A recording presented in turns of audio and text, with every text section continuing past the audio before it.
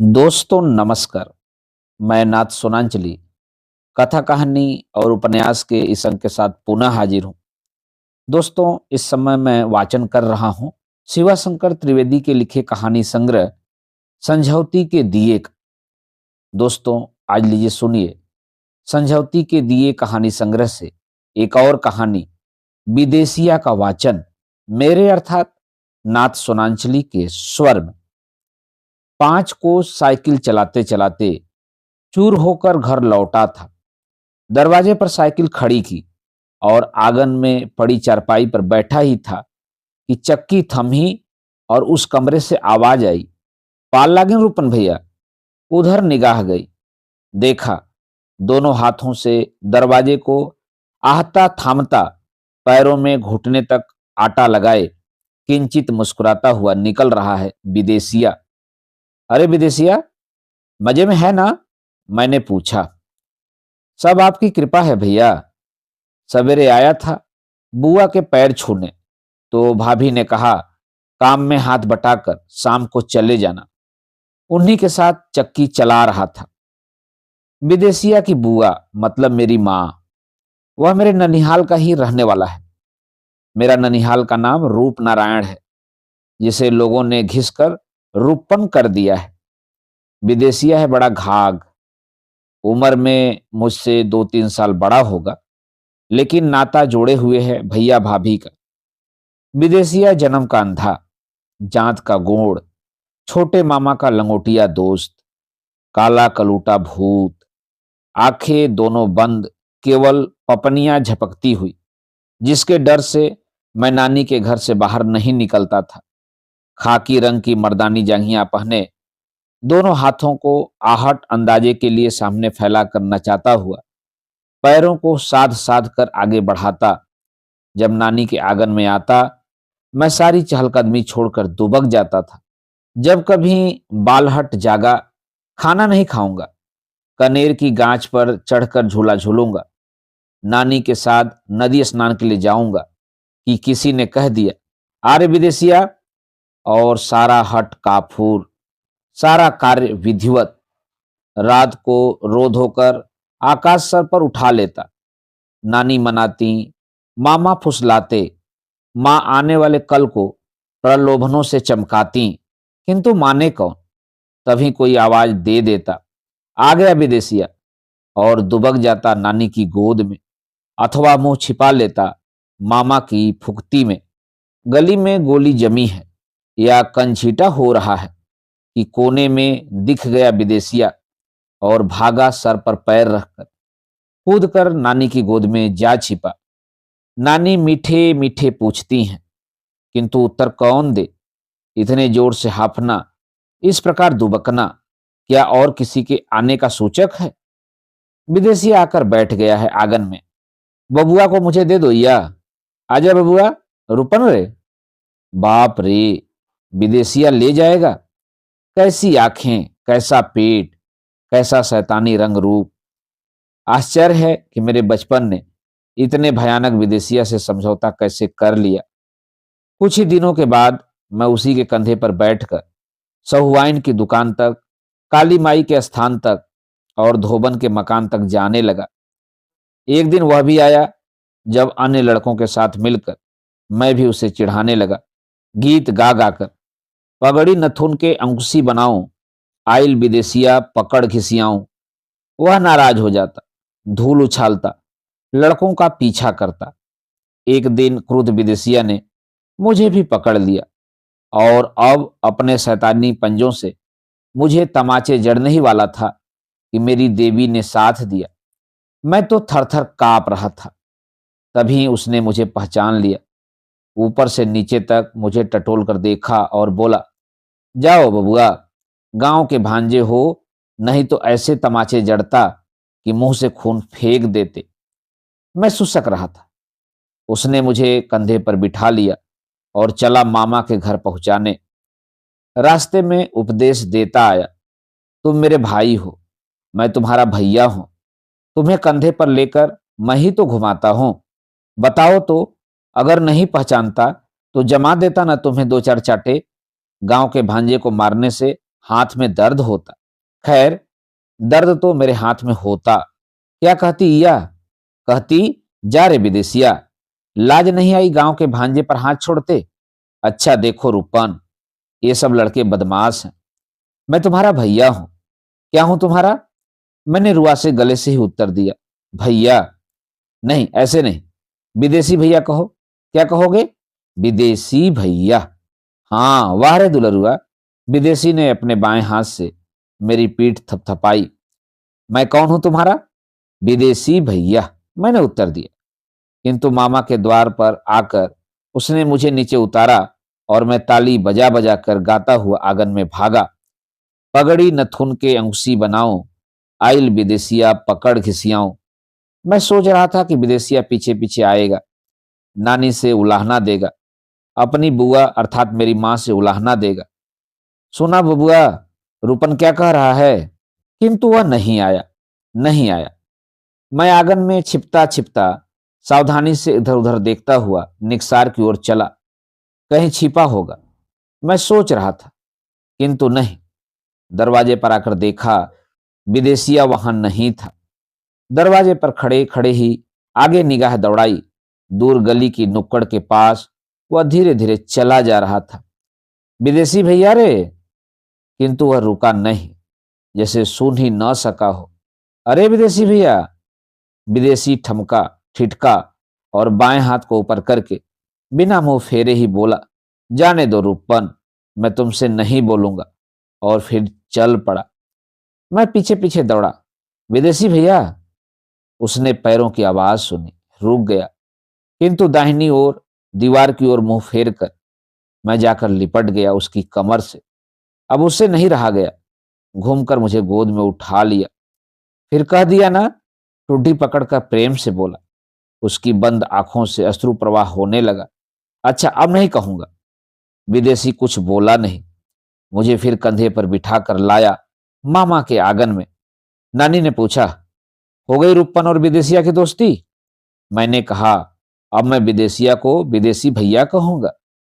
विदेशी ने कहा, बुआ का बेटा है, गांव का भांजा है। रूपन बहुत अच्छा लड़का है या। ननिहाल के गांव में ग्वालों की बस्ती अधिक है। मैं बरसों से बाहर रहता हूं। पिताजी भी इस दुनिया में नहीं रहे। नारी वाला खेत घूमने जाते समय कभी कभी इस गांव से होकर जाता हूं। काले गोरे शरीर वाले ग्वाले, गंदे फटे कपड़ों वाली ग्वालिने, आहा, प्रेम उड़ेल देते हैं। बबुआ इधर बैठो। आजकल कहाँ रहते हो? कहाँ तक पढ़े हो? खा लो थोड़ा चिवड़ा। नाते रिश्ते की उचित गालियां सुननी पड़ती हैं। नेह पगी गालियां, दिल को शीतल करने वाली, भोली भाली, पवित्र, स्नेहिल ठिठोलियां। माँ का गांव, यहाँ केवल ममत्व है, मातृत्व है, और इसी स्नेह लोक में है यह विदेशिया। मैं विदेशिया की एक विलक्षण शक्ति पर चकित रहता हूं। वह है इसकी पहचान करने की शक्ति। साल छमाही मिले, 2-4 साल बाद मिले, बोली सुनते ही आवाज देगा, पाल लगे रूपन भैया। अब तो उसमें कई गुण है। खंजरी और ढोल झाल बजाता है, गाता है, औरतों के साथ बैठकर चक्की चलाता है, कुएं से पानी भर लाता है, और इन दिनों कुछ झाड़ फूक का काम भी करने लगा है। बात मुगलसराय स्टेशन की है। दिल्ली जाने वाली गाड़ी में सामान रखने के लिए कुली को हिदायतें दे रहा था कि पीछे से आवाज आई, पाल लगे रूपन भैया। रूपन भैया, और यहां पीछे मुड़कर देखा, विदेशिया खड़ा था, पियरी धोती घुटने तक और एक नई गंजी शरीर में, जिसकी मुहर अभी नहीं मिटी थी। पास ही एक सघन सांवले रंग की युवती बैठी थी। चेहरे और केसों के रंग में विशेष अंतर नहीं था, किंतु एक मोटी गीली सिंदूर रेखा आधी पियरी में छिप गई थी, आधी झांक रही थी। उसके सामने एक बड़ी सी गठरी पड़ी थी। अरे, तू यहां कैसे विदेशिया? कानपुर जाऊंगा रूपन भैया, ये मेरी बहन है, मामा की लड़की। मेरे मामा कानपुर में पेंटमैन हैं। आप कहाँ जाएंगे? दिल्ली जाऊंगा विदेशिया। पास बैठी उस युवती से विदेशिया ने मेरा परिचय देना शुरू किया। ये हैं रूपन भैया, राज रोशन चाचा के भांजे, बुआ के लड़के, बहुत पढ़े गुने आदमी हैं। अभी और क्या क्या बताता कि मैंने बीच में ही टोका। अच्छा चलो विदेशी भाई, कुछ जलपान करा लाऊं, चाय तो नहीं पीते होगे? हम कौन से रईस हैं कि चाय पिएंगे रूपन भैया, मेरे मामा जी चाय पीते हैं, कहता हुआ विदेशिया मेरे और निकट खिसक आया। देखो रूपन भैया, तुम तो संकोच करोगे, लेकिन मैं वाजिब बात कहता हूं। मेरे पास ठेकुए हैं तो तेल के, लेकिन थोड़ा खाने से नुकसान नहीं करेंगे। बाजार की चीज से नुकसान होता है, बेकार में पैसे खर्च होंगे और धर्म भी नष्ट होगा। तुम बैठकर खाओ, मैं पानी लाता हूं। उस युवती ने 3 ठेकुए दिए, साथ में आम का एक फांका अचार, और विदेशिया चला पानी लाने। अरे विदेशी, कहीं गिर जाएगा, मैं लाता हूं पानी। ना ना भैया, मैंने नल देख ली है, कल से ही यहीं पड़े हैं। गाड़ी आने से पहले तो कोई बताता नहीं, चली जाने पर लोग कहते हैं कि कानपुर वाली गाड़ी चली गई। बाजार की चीज नुकसान करती है, तेल की चीज नुकसान करती है, लेकिन विदेशिया के प्रेम के वे ठेकुए चढ़ाकर खा गया। गाड़ी आई, दोनों एक ही डिब्बे में बैठे। विदेशिया कानपुर में उतर गया, उसका मामा उसे लीवा जाने के लिए वहीं खड़ा था। विदेशिया ने उससे भी मेरा परिचय कराया। उस युवती को जल्दी हो रही थी, उसका मामा भी जाना ही चाहता था, लेकिन विदेशिया ने गाड़ी छूटने तक वहीं रहने की अपनी भीष्म प्रतिज्ञा सुनाकर उन्हें भी वहीं रोक लिया। गाड़ी छूटने पर उसने प्रणाम किया, एक बार नहीं कई बार तक, और चलती गाड़ी से भी कुछ देर तक मैं देखता रहा। उसके मामा ने गट्ठर उठा लिया। वह युवती तो तैयार ही थी, किंतु विदेशिया दोनों हाथ जोड़े गाड़ी जाने वाली दिशा में स्तब्ध सा खड़ा था। अंत में उसके मामा ने उसकी बगल में हाथ लगाया। फिर प्लेटफार्म की भीड़ में इतनी दूर से तय कर पाना भी कठिन हो गया कौन कहाँ है, और फिर गाड़ी दूर भी निकल आई। बाहर की नौकरी चाकरी तथा काम धंधों से इधर इतनी फुर्सत नहीं मिली कि मैं विदेशिया के विषय में कुछ जान सकूं। एक बार बसंत पंचमी के उत्सव पर गांव आया था। छोटे भाई ने रात को रामायण मंडली के गायन का कार्यक्रम रखा।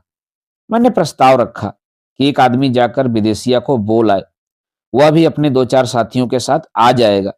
तो पता चला कि विदेशिया गांव छोड़ चुका। उसके भाइयों ने उसे अलग कर दिया था। उसका गुजारा कठिन हो गया और वह गांव छोड़कर ही चला गया। मन में कुछ ममता तो जागी, किंतु अब क्या होने वाला था। संध्या समय आजमगढ़ स्टेशन से बाहर जाने वाली सड़क पर चला जा रहा हूं। कल ओले पड़े थे, आज तेज हवा चल रही है। सर्दी के मारे रोम रोम रो रहा है। हवा क्या है, तीर है, चुभ जाती है शरीर में। समूझी समूझी बन चरना हरना, समूझी समूझी बन चरना जी। बड़ा सुरीला स्वर है, खंजरी बज रही है। झुन झुक झुन झुन झुनक झुनक झुन झुन झुन। निगाह जाती है, पास ही एक फल वाले के ठेले की बगल में सड़क की भीड़ से छटे एक अवकाश में एक अंधा खड़ा खड़ा खंजरी बजा रहा है, गा रहा है। शरीर को एक बोरी में लपेटे हुए, चेहरा साफ साफ नहीं दिखाई देता। धूल मिट्टी से अधिक मटमैले, काले काले दुबले पतले पैरों की उभरी नसें और उन पर खड़े रोंगटे। दोनों हाथों को आधा बाहर काढ़े, एक में खंजरी संभाले, दूसरे से ताल देता हुआ। कांपते हाथों का ताल भी सधा हुआ है, अविराम अखंड सा ताल। झुनुक झुन झुन झुनुक झुनुक झुन झुन झुनुक। कांपती आवाज में भी लोच है, मन को खींच लेने वाली लोच। मेरा मन रीझ जाता है, दाहिना हाथ जेब में जाता है। 10 नए पैसे का एक सिक्का, पैसा हाथ में लेकर बढ़ता हूं। अंधे के आगे रखे जस्ते के टूटे हुए कटोरे में सिक्का ठन से गिरता है। स्वर थमता है, खंजरी भी थमती है। अंधा आशीष देता है, धन्य हो माई बाप। अंधा लाचार पर दया किया, चांद सूरज की तरह उगे रहो। बोली पहचानी सी, लय भी परिचित सी, आंखें भी कभी की देखी हुई, किंतु क्या पता। अंदाजा लगाता हूं, मुंह से निकल पड़ता है, विदेशिया। कौन, रूपन भैया? अरे विदेशिया, पार लगिन भैया। और आशीर्वाद की प्रतीक्षा किए बिना ही बोलता है विदेशिया। हाँ रूपन भैया, भाग्य में जो बदा हो। संसार बड़ा विकट है, बड़ों बड़ों का पता नहीं लगता। भला मैं अंधा लाचार किस खेत की मूली हूं। भाइयों ने बंटवारे में एक गऊ दी थी, उसे भी राम का कोई बेटा चुरा ले गया। अब क्या करता। यों ही विदेशिया गांव नगर देह गेह के समाचार पूछते पूछते ही अचानक ठमक जाता है। रुपन भैया, यह पैसा तुमने दिया है? हाँ विदेशिया, तुम्हें पहचाना नहीं उस समय, और देता हूं। संकोच पूर्वक हाथ फिर जेब में डालता हूं कि बोलता है विदेशिया। सिक्का हाथ में लेकर मेरी ओर बढ़ाता है। तो यह लो तुम, गांव के भांजे का पैसा लूंगा मैं। भीख मांगने से क्या हुआ, मैं अधर्म करूंगा? इसमें कौन सी बात है विदेशिया, मैं और दे रहा हूं। नाना रूपन भैया, यह नहीं हो सकता। पास आकर वह सिक्का जबरन मेरी जेब में डाल देता है। और तो तुम्हारा क्या स्वागत करूं रूपन भैया, कहता है विदेशिया। आंखें छलक आई हैं। बड़े भाग से भेंट हुई है। जहां रहता हूं वह कोई रहने की जगह नहीं है, जहां सोता हूं वह सोने की जगह नहीं है। लेकिन हाँ, दूसरी ओर मुंह फेर कर आवाज देता है। अरे वो भौरू मालिक, क्या बात है सूरदास? एक चाय का दुकानदार सर उठाकर आवाज देता है। विदेशिया मुझे वहां लिवा जाता है। इन्हें चाय पिलाइए भौरू मालिक, ये है मेरे रूपन भैया, गांव के भांजे हैं। विदेशिया अपनी टेंट संभालता है। एक गंदे कपड़े की पोटली से टटोल टटोल कर 12 आने पैसे देता है भौरू महाराज को, समोसे और मिठाइयों के लिए। मैं पैसे देना चाहता हूं, किंतु उसके आगे किसी का बस चले तब तो। वाह वाह रूपन भैया, आपके पैसे, गांव के भांजे के समोसे आते हैं। तू भी खा विदेशी भाई। आपको खिलाने के बाद रूपन भैया मेरा मन भर आता है, आंखें छलक आती हैं। देखता हूं विदेशिया मुस्कुरा रहा है। कहाँ ननिहाल और क्या गांव का भांजा।